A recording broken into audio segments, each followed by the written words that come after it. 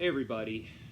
So I wanted to take the opportunity to comment on the passing of Eddie Van Halen, which is a tremendously sad event for the heavy metal community in general, for the guitar community, for musicians all over the world. I was tremendously influenced by Eddie Van Halen, as were literally millions and millions and millions of guitar players in the last 40 years. Um, he is one of a very small handful of guitarists whose influence fundamentally and whose approach and whose ideas fundamentally shifted how we think about the electric guitar, how we approach playing the electric guitar, and also what we are even aware that the electric guitar is capable of. Eddie was not the first guitarist to use the tapping technique. That technique can even be heard in classical guitar. It can be heard in the recordings of Wes Montgomery and George Benson. But Eddie was the person who really seized on its full potential. Those previous guys were not thinking about the wider possibilities of what tapping could do. It was more of just a thinking of, how can I get to this note that might be otherwise elusive, and or this progression of notes, things like that, or get this particular sound. Eddie saw a fundamental reinventing of guitar with his technique, not just tapping, but everything else that he did. His picking, which very few people can imitate, that holding with the middle finger. Even when I pick, I hold with these two fingers and I tap with my middle finger. But this thing that he did, so much of his technique is so unbelievably, so unbelievably remarkable and innovative and unique, specifically to him, that it is just extraordinary. And at times it's kind of like they say, like a bumblebee is, a bumblebee has no aerodynamic qualities. It should not be able to stay in the air like it does. That's Eddie Van Halen's playing. It defies explanation. It is utterly extraordinary. It is, it's kind of like Arthur C. Clarke said, to a primitive society, any sufficiently advanced to a primitive society, any sufficiently advanced technology would appear to be supernatural. And I think Eddie, if he were to play his instrument in an earlier time, he, like Paganini, would be thought of as having, some kind of diabolical powers or, divine intervention associated with his playing. His ability and how remarkable it is cannot be overstated. With a very, very small number of exceptions, I would even go so far as to say that all heavy metal guitar in the 1980s was a footnote to Eddie. And that includes, the only people that I would put up there on his caliber would be very specific ones. Randy Rhoads would be one. Randy Rhoads, as much as amazing he is, I don't think, he's really only known for 2 albums, and that was it. And he never really had the time to develop like Eddie did. That's what's great about Eddie, is we got to see him develop his technique over time. So that aspect of it was extraordinary. But even more so, the writing and the compositional aspect, and that's what I want to get into. But first, I want to talk about how I discovered Eddie Van Halen, how I discovered Van Halen's music, and I was 13, had just started playing the guitar, and in my mind, grunge was the only thing that existed. And so I was obsessed with, I was just clinically obsessed with Nirvana. I could not get enough Nirvana, and I had all the albums. My guitar teacher was sick to death of, teaching me every single Nirvana lick under the sun. I thought it was the greatest thing ever. And one day I was at the mall with my friend Josh. In fact, very specifically, I remember it was the 4th of July. And we were at the mall in Oxford, Mississippi, and Josh just happened to realize he had been, I forget what he had been sent to, oh, no, we had been at the movies. That's what it was. We'd been at the movies, and his parents had given him some money, and there was a little left over, so he said I could buy a tape. And so we went into, it's cassette tapes, I'm really showing my age. We went into the record store in the mall in Oxford, Mississippi, and the tape that Josh got was Van Halen 1. And Josh comes up to me and he shows me he was convinced that there was a topless woman on the cover of Van Halen 1, and really it's the cassette tape, and it's David Lee Roth, but he was convinced it was a topless woman. Anyway, so he gets Van Halen 1, and we went home, and that night we were shooting, it was 4th of July, so we were shooting off fireworks at Josh's house, and being typical teenagers, we were blowing up toy cars with fireworks. I remember that, and like tying action figures to them and that stuff. And so as we're doing that, Josh gets his boom box and sets it outside and cranks it up and puts on Van Halen 1. And for the first time in my life, I heard "Running with the Devil," and I thought it was just this extraordinary sound. It was the most beautiful guitar tone I'd ever heard, this amazing singer, this amazing vocal tone, and just the sheer beautiful bravado in this voice. I'm sorry, not vibrato, bravado, like the emotional tone, this bright, cheerful, charismatic tone in his voice was just stunning. It was just incredible to me that I was hearing this.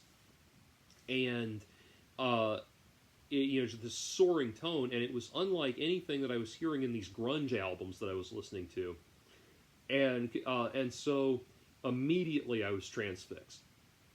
And then, of course, the next thing that comes up is Eruption, and I was just like, wait, I couldn't believe that I knew it was a guitar, but my brain could not process that what I was hearing was a guitar. This was unlike any, and this awakened, it's like it kind of was, it was dawning on me. It was like my dad, before then, my main, guitar hero that I had was Terry Kath from Chicago.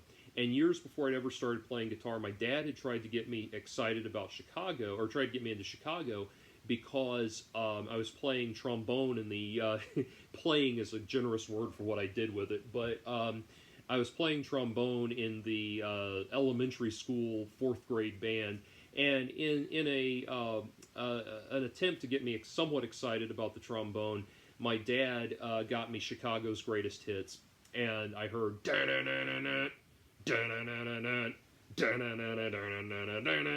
which is the intro to 250624. And so Terry Kath was a guitar god for me. I knew about Terry Kath.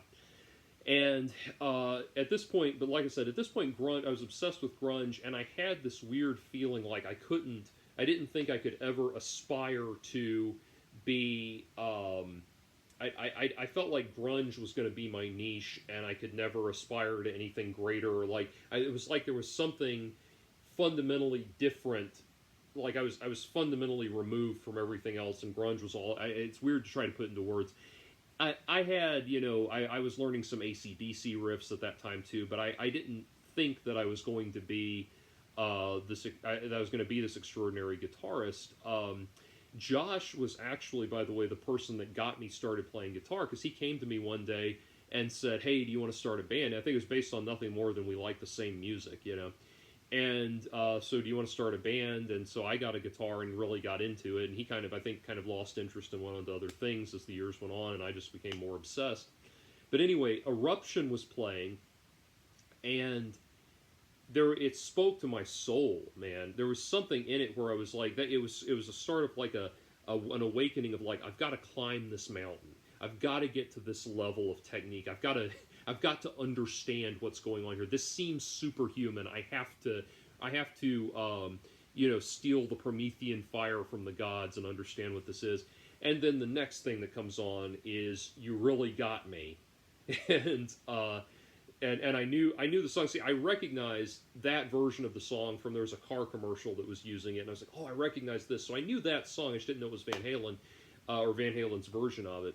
And then "Ain't Talking About Love" comes on. It has this, to this day, one of my favorite guitar intros, solo guitar intros for a song. And so Van Halen 1 was just a foundational album for me, and I remember I went and bought it myself. I also bought a cassette of Van Halen 1, and I bought the CD of Nirvana Incesticide. And I remember putting them on. My parents had gone out to some kind of function or something, and I was left in the house by myself to crank my music and blast it. And I put on Incesticide first and listened to that. It was okay. I mean, I was enjoying it, and I still think there's some good cuts on there. By the way, in fact, I think Big Long Now, and Aneurysm are two, and Dive are three of Nirvana's best songs, and they're on that album, and it's a compilation of like B-sides. But anyway, it was nice. I enjoyed it, but then I put on Van Halen, and like it finally clicked with me the stark difference between the musicianship involved in what was going on in the grunge stuff and what was going on in the Van Halen stuff. And from that day forward, that was my focal point. Then it stopped being about Nirvana, and it started being about Van Halen and Metallica, especially Metallica, and Bon Jovi, and and Def Leppard, and just any metal that I could get my hands on. I bring those mention Bon Jovi and Def Leppard, by the way, because those were Def Leppard Hysteria and Bon Jovi Slippery When Wet were two CDs that were available for to check out of the local library, and which was within short walking distance. So that, and then Welcome to the Jungle, and these various famous 80s metal records that have been donated to the library. I would check those out. They probably spent more time with me than they did on the shelf at the library. And this was in the days before, this was, in the wee dawning hours of the internet, so it was not like now where everything's instantly available. It was what you could physically get your hands on. So those records became unbelievably important to me. Anyway, but that was how Van Halen came into my life. And I think, I love Van Halen. I love all eras of Van Halen except the one album, like most people, except for the one album they did with Gary Cherone.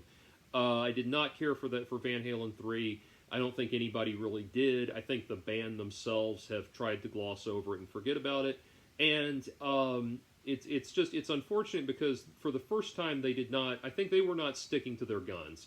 They were trying to make an alternative rock record in the final years of the alt-rock era, and for Van Halen, that just does not pan out. I love Gary Cherone. I love Gary Cherone with Extreme.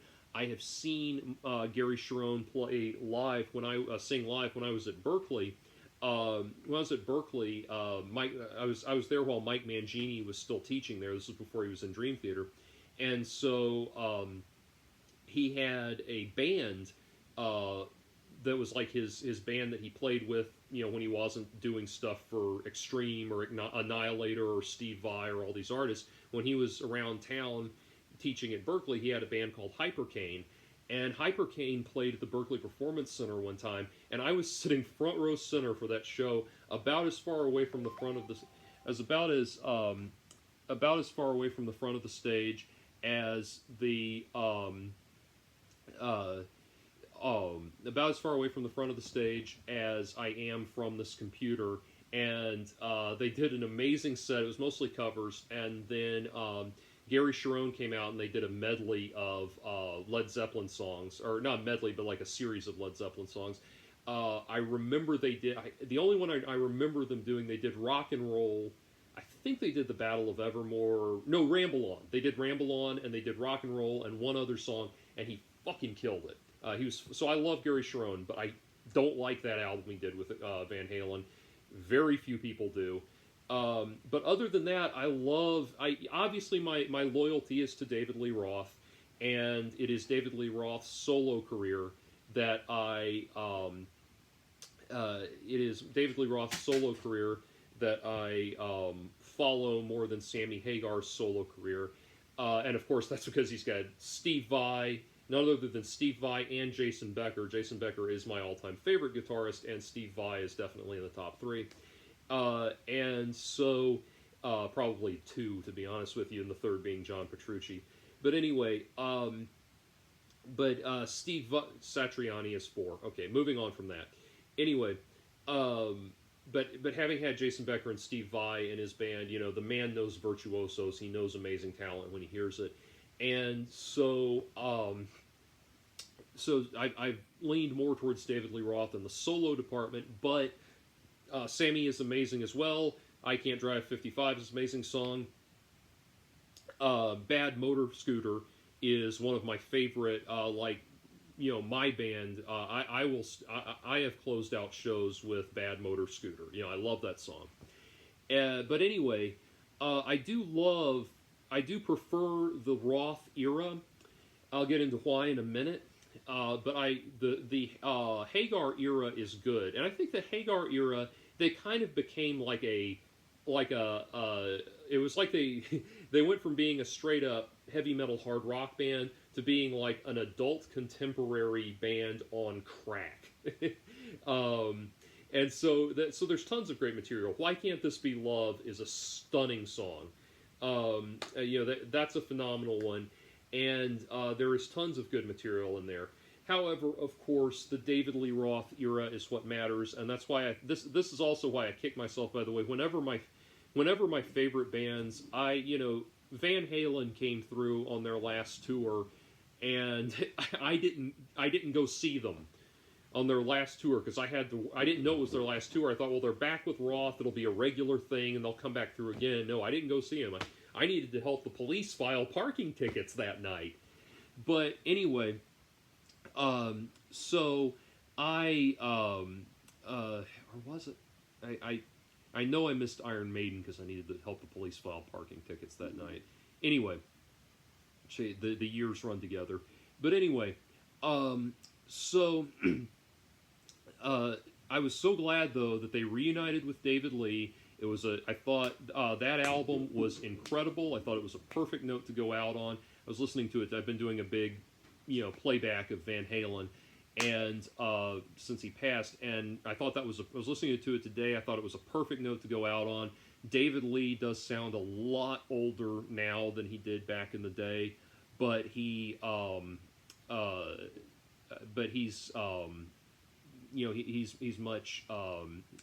still much retained his sound, his youthful vigor. So the next thing I want to get into, and I'm going to step into a discussion of what this means for the metal community as a whole. I'm going to split this into two parts, though, because my lead singer is texting me, and I want to address that right quick. So I'll be right back. So the next thing I want to get into is what Eddie's passing means for the future of the metal community. And I'm going to be soapboxing a little bit here, but there's some things that I think we need to consider. And very much so because the metal community is a community that I care about. It is, metal, jazz, and classical are my favorite genres of music. And I have an appreciation, as a trained musician, I have an appreciation for music all across the spectrum, for every single genre except trap, which is not music. But Merzbow has more musical value than trap. But anyway, but I appreciate music of every genre all across the board except trap. But out of my three favorite genres, metal emerges towards the forefront. Even though I would say I really am as much a jazz head as I am a metalhead. It's just that I don't know, metal as a persona and as a cultural fixation, I think naturally gels with me more. As I'm talking, I just got the low battery sign, so I'm gonna unplug the pencil and plug in the computer. Hey, Samantha. Anyway, so, and Samantha's been fed. Don't listen to her bullshit. That's Mitzi. Anyway, so what got me thinking about this, though, just Eddie's passing, and then also I was listening to an interview with Rob Halford on Metal Injection, who has just released his autobiography. And that is one that I'm very interested in reading, one, because it's Rob fucking Halford, but also because it goes through, his experiences as a gay man in the 80s, so many other things that were going on in his life, because he kept his sexual identity, or his sexual orientation, a secret for so many years. His life in general, his personal life, was very much a secret, kept very, very much out of the public eye. So there's a lot in there that I want to get into. So I want to read that book, and I would like to potentially do it as an episode of Book Talk with Jordan and Stefan. But anyway, so they talked in that interview about what does this mean for the metal community, for the future of the genre of heavy metal, that, so many great players are getting old, and they're going to be, passing away, obviously. And Halford had his thoughts. If you want to look up that interview, it was good. But I want to go ahead and give you mine. We need to think about, as metal musicians, the metal community. Now, if you're in the metal community, as I am, there is no shortage of amazing bands out there. You know it, I know it, everybody knows it. There are so many phenomenal, good bands out there.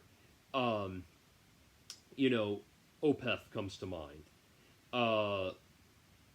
Ravenous comes to mind. I'm sorry, Raven Age. That's what I meant to say. Ravenous is good too. But Raven Age, who I saw him open for Iron Maiden, comes to mind. Iced Earth comes to mind. I'm just coming up with names, thinking of names at this point. There are so many incredible bands out there. And we want this to continue. The problem, as people have pointed out, is that so much of metal right now, and metal culture, is built around legacy bands. The biggest band in metal is Metallica. They are a legacy band. And the problem is that there's really nobody ready to step up and take the throne when they retire. There is a tremendously large following for Avenged Sevenfold, for Five Finger Death Punch, for I think Volbeat is on their way up as well. Disturbed, obviously, but none of these bands have had the cultural significance that Metallica has had, and so there's really nobody poised, waiting in the wings to take over when Metallica goes. And what what do I mean by that? I mean, there was a time when bands could break up, metal bands could break up, and it did not mean anything for the overall cultural stability of the genre. And what do I mean by cultural stability? I mean that metal is an integral part of the culture. It's an integral part of the cultural discussion. And it's an integral part of popular music. I love jazz and I love classical, but I do not want metal to go the way of jazz or classical. Metal is not something metal is not a genre that is one point in time of popular music that is subsequently replaced by other forms of popular music. If you think about it, jazz began as swing. Swing evolved into bebop, hard bop. Hard bop evolved into modal jazz. The initial cultural interest in jazz was waning, so Miles Davis incorporated rock guitar and rock elements in it. That created jazz fusion. That gave it a shot in the arm. That kept it going, and it's continued going. And jazz is now into its second century now of music. But it's still not, how many famous jazz artists dominate the charts. Jane Monheit dominates the charts. Diana Krall dominates the charts. Nora Jones used to dominate the charts. We certainly have not seen any instrumentalists return with the profundity of "She Wants Something, I Don't Know What It Is." We've not seen any instrumentalists return with the profundity of Miles Davis, with the profundity of Duke Ellington, anything like that. So Pat Metheny is probably, the reigning, the longest running, standard bearer at this point. Anyway, so jazz is very much a niche market kind of thing, even though there are still millions and millions of jazz fans all over the world. Metal does not function that way. Metal is a very much, I don't like this expression because I think it gets overused, but it's very much an alpha genre. And as a metal fan, I feel that metal's rightful place is on top of the world. Metal should be the dominant genre. Every other genre of music should be vying for second place. And in the 80s, that was very much the case. In the 90s, that was very much the case. If you think about it, grunge didn't last that long. After Kurt Cobain, grunge, it's basically 90 through 94 was the grunge era.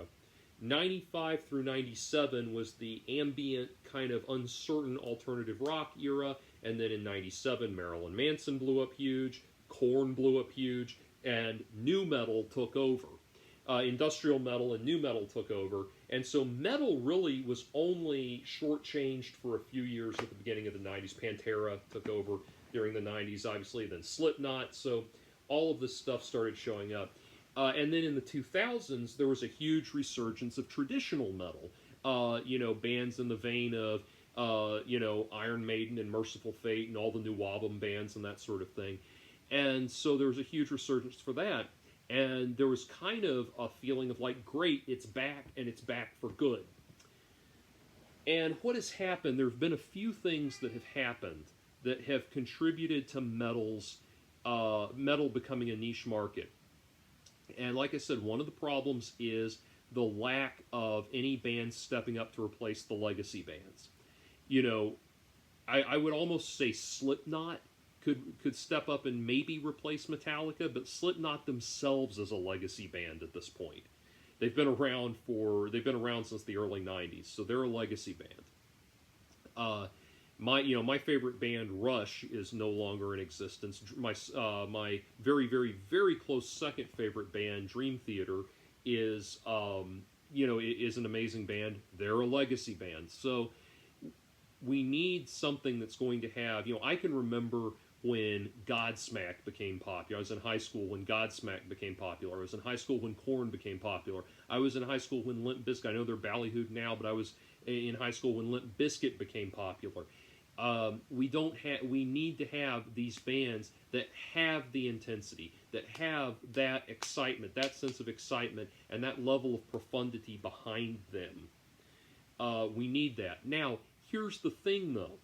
Even that did not fully restore metal to where it was, its rightful place as the apex music genre that it was in the 1980s. And the reason for that is that cultural interest, mainstream cultural interest in different things, different cultural constructs, is based very much on where we are as a society at a given time. Look at the 80s, the 70s were definitely, the 70s were the kind of the puberty years for metal. That's where it was breaking off from rock in general and kind of becoming its own thing. And we had Motorhead, we had Judas Priest, we had Black Sabbath, we had the bands that were the foundational premise of metal. And then the 80s were where it blew up big. And the thing was, what were the 80s? They were the me decade. It was, as much as Ronald Reagan was an asshole social conservative that was, opposed to things like heavy metal and all of that, still, that era, it was a time when people were excited. They were passionate to be alive. People wanted to, it was an era where people wanted to fuck and make money. Everybody was passionate. Everybody was excited about being alive. Everybody wanted to have a good time. I mean, even look at I've been binge watching Cobra Kai on Netflix recently. Look at Johnny Lawrence in the original Karate Kid.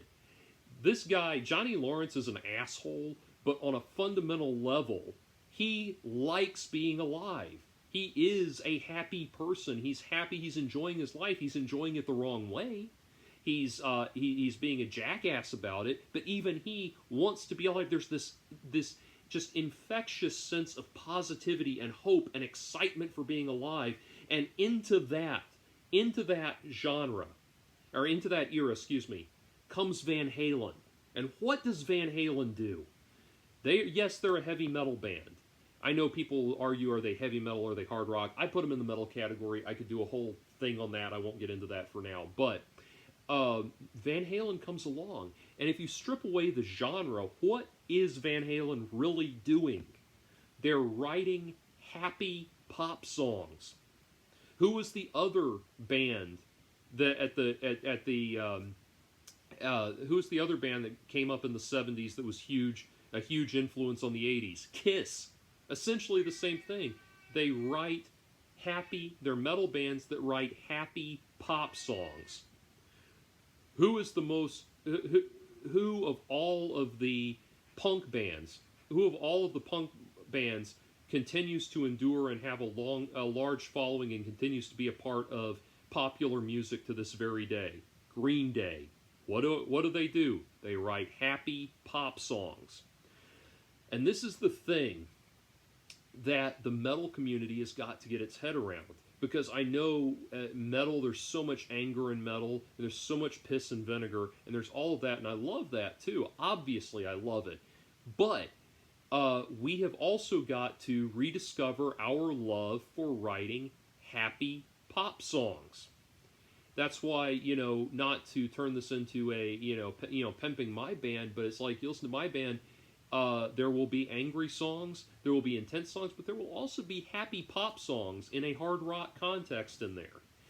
And that's something that we've got to do, and we've got to get comfortable with. We've got to get comfortable writing happy songs. We've got to get comfortable writing love songs again. We've got to get comfortable writing tender love songs that people want to make out and fuck to. But that alone is not enough. That's what we've got to do as a metal community. As the metal community, we have got to realize that we've got to not just be looking for the next Metallica, we've got to be looking for the next Poison. And when we do find, the closest thing we have to Poison right now is Ninja Sex Party. And look how huge they are. You thought I was going to say Steel Panther. Steel Panther is a heavy metal parody, and while Ninja Sex Party is a comedy band as well, I would still say that there's something about NSP that's more serious than Steel Panther. I love Steel Panther. But anyway, so there are all of these, this is what we've got to be looking for. We've got to find the next Poison, the next Bon Jovi, the next Def Leppard. We've got to find these bands, and we've got to celebrate them. We can't put them on the outskirts of the metal community or push them out to the edge or say that they're posers or that there's real metal and fake metal and all this. No, the happy pop songs are what will dominate the charts, and they are what will put metal back in charge. Because I'll tell you, when most people, when they say they don't like metal, they're thinking of Gorgoroth and Burzum and Creator and just Dimmu Borgir and just extreme metal and all of that. That's what they're thinking of. And those same people, I'm sure they love to listen to Whitesnake, Here I Go Again, or Def Leppard, Pour Some Sugar on Me, and all of that stuff. They love that stuff because they're not thinking of that as metal. And that's the thing, as a metal community, we can't just be about the outer extremes of heavy metal. We've got to find the next Poison, the next Rat, and so on and so forth, and yes, the next Van Halen. And what does it take to find the next Van Halen? It's not just Eddie. There are millions of guitarists the world over that are doing incredible shredding things with the guitar. And there are God knows how many of them. They're out there. What we've got to have is not the next Eddie Van Halen. What we've got to have is the next David Lee Roth. Think about it. David Lee Roth has a lot more in common with someone like Bruno Mars, and very understandably so. They were both influenced by Motown. They were both influenced by James Brown. And David Lee Roth is a consummate frontman. And go watch David Lee Roth's interview with Joe Rogan. That guy does an interview in a room with one person like he's rocking a 50,000 seat stadium. His energy is infectious. He has all of the energy and all the charisma and all of this. That's what made Van Halen work, was these two wild extremes. The music nerd, the virtuosic music nerd, versus the wild, crazy party dude. Now, David Lee Roth was actually a music nerd too. He just had the wild, extroverted personality. If I start, it's kind of like that's what does it. That's what gives you the cultural relevance when you write happy pop songs that explode with virtuosity. That's what gives you Van Halen, and that's what gives metal its cultural dominance. I mean, trust me, that David Lee Roth is responsible for Eddie Van Halen being recognized as a worldwide guitar virtuoso. If I put it truly, I'm not trying to blow myself up when I say this, but if I started a band with Bruno Mars, I would be the next guitar virtuoso, because you have that dynamic has played out and worked for years and years and years. Very seldom does the guitar god become the guitar god by himself. Usually, it is that dynamic of dark, mysterious music nerd person, wild, extroverted frontman. Think about it. Jimmy Page, Robert Plant. Roger Daltrey, Pete Townsend. It goes on and on. The aforementioned Roth, Van Halen. It goes on and on like that. Even Marilyn Manson and John Five. It goes on and on like that. Very seldom, in the case of Jimi Hendrix, and some others like that, it becomes the guitar player making it as a front man in and of himself, Carlos Santana being another one. But hey, even Jeff Beck made a name for himself with Rod Stewart as his lead singer. That's how it works. And we as the metal community have got to get back to that, and not in a fake way. We've got to get it in an original way. We need, we need the next Jim Morrison, the next Marilyn Manson, the next Jonathan Davis, the next James Hetfield. James Hetfield, I wouldn't put him in this category actually, because he himself is a darker dude. So is Jim Morrison, but he was more extroverted. But the next David Lee Roth, certainly, this is what we've got to be aiming for. But these people, all these people I just described, are all very different people. It has to be a truly unique persona that comes out and elevates that guitar god with them, along with them. So that's what we've got to do. But the other thing is there's so much cultural change that has to happen, because we are not in the Reagan era. We are not in an era where people are reveling in unchecked economic, unrestrained economic expansion. We are not living in an era of, the 80s still had an element of free love to them, because AIDS was still cultural, from a cultural standpoint, it was still thought of as being relegated to the gay community, so the straights were still screwing like wild dogs. It was a very open, free, experimenting era. We don't have that anymore. We live in a very permissive society, that is true, but what's funny is, as much as we live in a permissive society, the culture at large does not want to experiment with that permissiveness. Sexuality, we are more open about sexuality than we ever have been before, at least since, possibly since the Roman Empire even. But we are extremely open and accepting of everything to do with sexuality, and what do you know, the younger generation is doing the least amount of fucking of anybody in their age bracket at any point in history. That's kind of weird. We've got all of this openness, and yet people are fucking less. Well, part of the reason for that is that political correctness has been a greater tool for abstinence and celibacy than Christianity and AIDS combined. The level of fear that is now associated with the level of fear that is now associated with sexuality is extraordinary, and it has come about as a result of wokeness, as a result of people being, I think, terrified of their own shadows. Everybody's either a victim or a potential perpetrator. People do not want to get out. We've had, this is the end result of generations of helicopter parenting. People don't want to get out and have fun like they used to. And I'm going to pause this for a second because my Uber Eats is about to get here, but I'll be right back. Anyway, so finishing my final thought, we have got to, if metal's going to come back, it's got to come back in a society where people are happy and excited to be alive again. And that's what grunge really did. Grunge made it cool to have the weight of the world on your shoulders. It went from the 1960s wanting to change things for the better and make a difference to just feeling guilty like shit all of the time. And when I turn on, 100.5 is now the rock station in Atlanta. Everything else just goes 100.5, I turn that on, and it's literally like, hair metal, hair metal, hair metal. Oh, and now here's a song by a woke heroin addict from a Seattle trailer park that can barely play the guitar.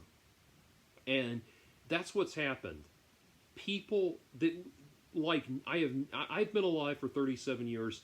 This is extraordinary. We all just live with the weight. We're expected to have the weight of the world on our shoulders constantly. Everybody is raising awareness about something all the time. Is there anyone else on this fucking planet that just wants to have a good time? And I know it's like, I want to have a good time, but I'm a blah blah blah blah blah, and this world is holding me down, and you need to respect that in my lived experiences. It's like, motherfucker, Louis Armstrong lived through more prejudice, more bigotry, and more hatred than anyone else living in the United States today has ever encountered, and he still became famous for singing "What a Wonderful World."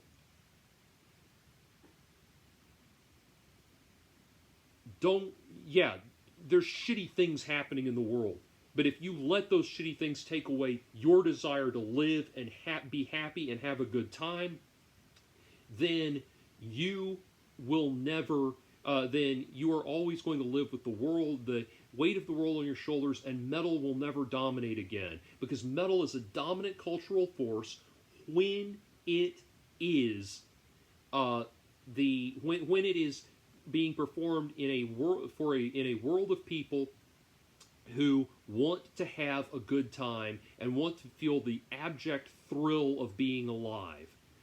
And, to close it, I'll close it out with this.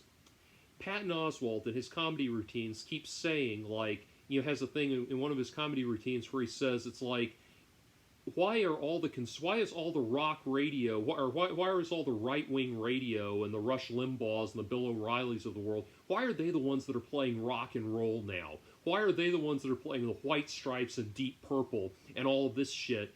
And while NPR is playing this aggravating, annoying, bland, stuffy, weird, esoteric shit. I'll tell you why.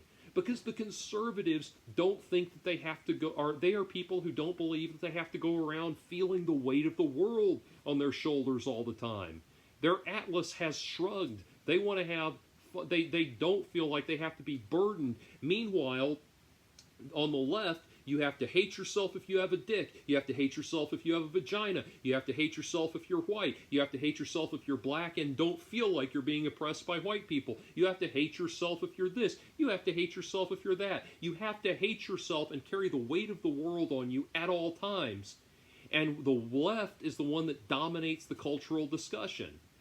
And the left, does not have does not have the gumption to say, I'm sorry, there's nothing musically redeeming about trap music. It can fuck off. Let's listen to some awesome tunes. It doesn't have the gumption to do that. And the left controls the cultural discussion. So until this, this universal self-hatred for just the fact that you're alive, woke culture dies, metal's not going to dominate again.